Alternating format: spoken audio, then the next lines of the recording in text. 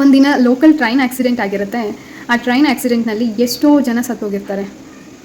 But regular ಆಗಿ ಓಡಾಡುವಂಥ ಕೆಲವು passengers ಅವತ್ತಿನ ದಿನ ಆ ಟ್ರೈನನ್ನು ಹತ್ತಿರೋದಿಲ್ಲ.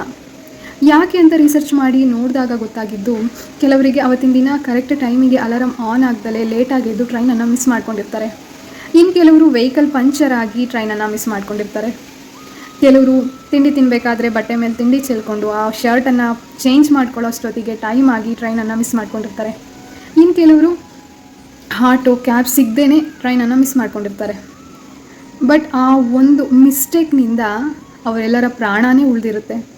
ಬಟ್ ಆ ಒಂದು ಟೈಮಲ್ಲಿ ಅವರಿಗೆಲ್ಲ ಎಷ್ಟೆಲ್ಲ ಕೋಪ ಬಂದಿರುತ್ತೆ, ಎಷ್ಟೆಲ್ಲ ಫ್ರಸ್ಟ್ರೇಟಿಂಗ್ ಆಗಿರ್ತಾರೆ, ಎಷ್ಟೆಲ್ಲ ಬೈಕೊಂಡಿರ್ತಾರೆ. ಇದೆಲ್ಲ ನನಗೇ ಆಗಬೇಕಾ, ಈಗಲೇ ಆಗಬೇಕಾ, ಈ ಥರದ್ದೆಲ್ಲ ಕಷ್ಟ ದೇವ್ರು ನನಗೇ ಕೊಡಬೇಕಾ.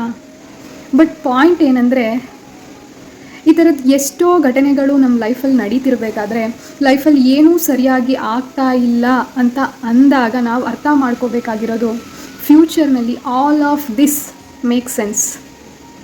ಆಗೋದೆಲ್ಲ ಒಳ್ಳೆಯದಕ್ಕೆ.